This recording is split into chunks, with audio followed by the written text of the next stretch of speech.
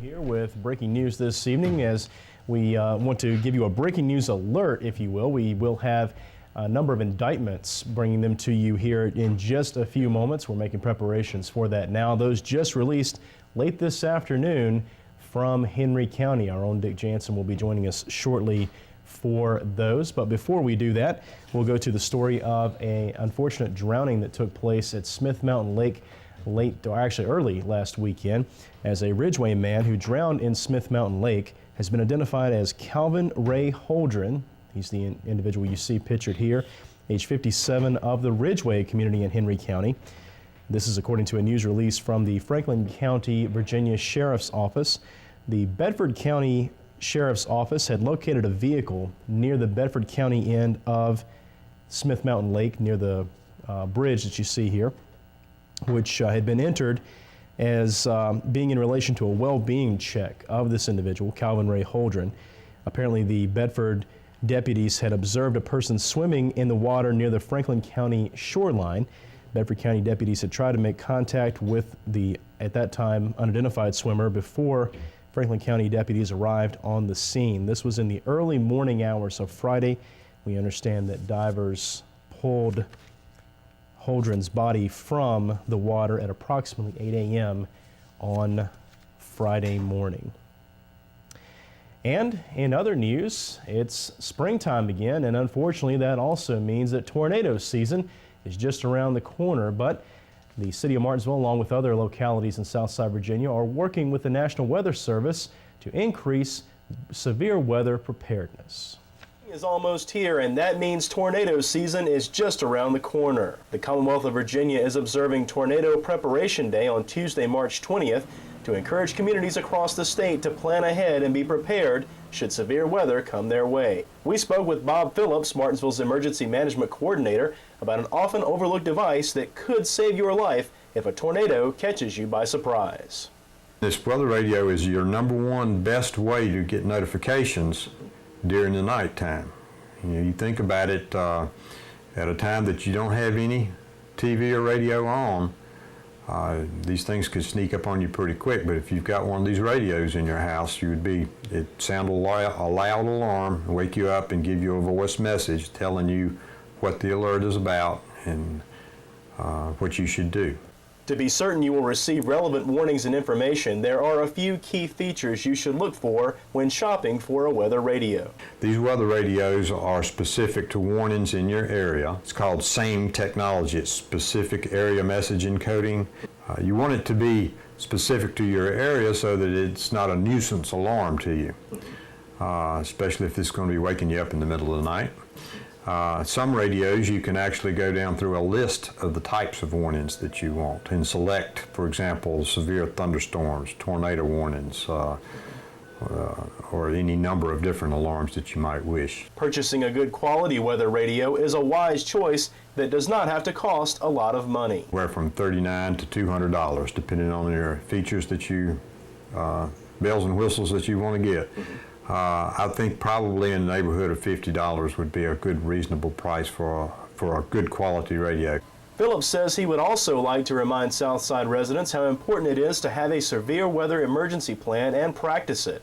A statewide tornado drill will take place Tuesday, March 20th at 9:45 a.m. to help Virginia residents make certain they are prepared in the event of an imminent strike. At the designated time, we'll set off the sirens here on the firehouse in Southside.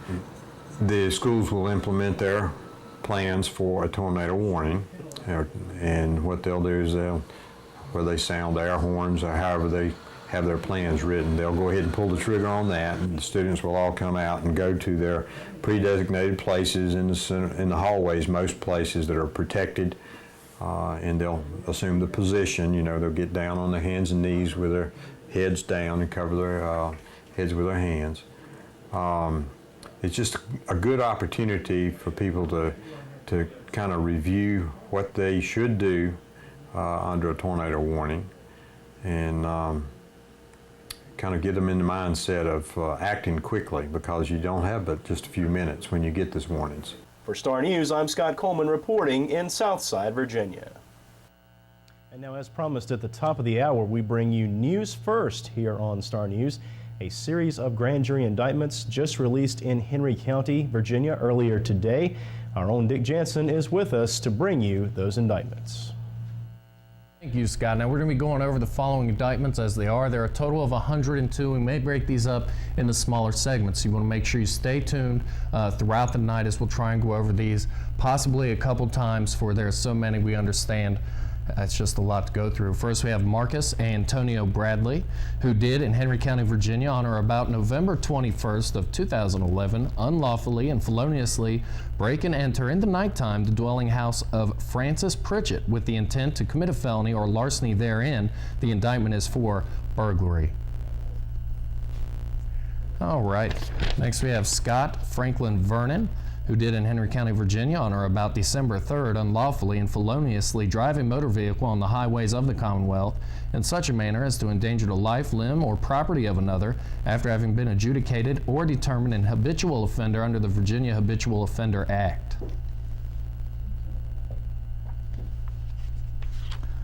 Melvin Taryn Thomas did in Henry County, Virginia, on or about December 5th of 2011, unlawfully and feloniously possessed with intent to distribute cocaine, a Schedule II controlled substance, having been previously convicted of a violation of Virginia Code Section 18.2-248.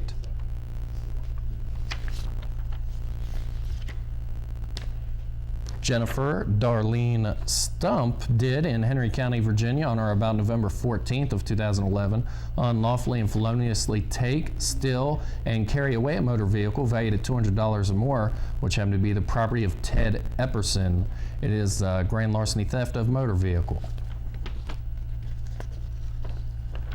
Silas Samuel Crane did in Henry County, Virginia, between November 20th, 2011 and November 21st, 2011, unlawfully and feloniously break and enter a building belonging to Resource Exchange Associates with intent to commit assault and battery, larceny, or a felony other than murder, rape, or robbery therein. Also, Silas Samuel Crane did in Henry County, Virginia, between November 20th and November 21st of 2011, unlawfully and feloniously, while in a building or structure unlawfully with intent to commit a felony therein, burn or cause to be burned in whole or in part such building or other structure.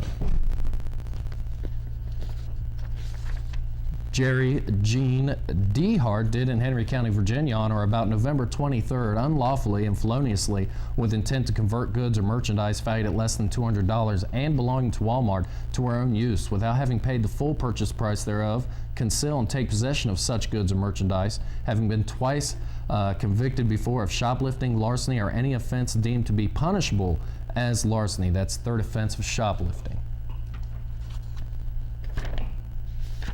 All right. Marcus Antonio Scott did in Henry County, Virginia, on or about November 12, 2011, unlawfully and feloniously by force, intimidation, and deception, abduct and kidnapped Monica Martin. Now that's the kidnapping abduction charge.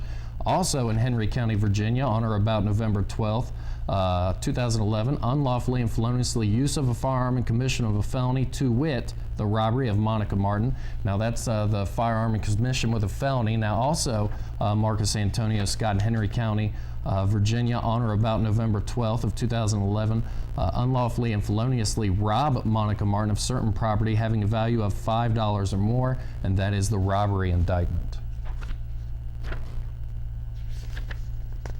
Fred Charles Stewart Jr. did in Henry County, Virginia, on or about September 5th of 2011, unlawfully and feloniously engage in sexual intercourse with CRC against her will by force, threat, and intimidation.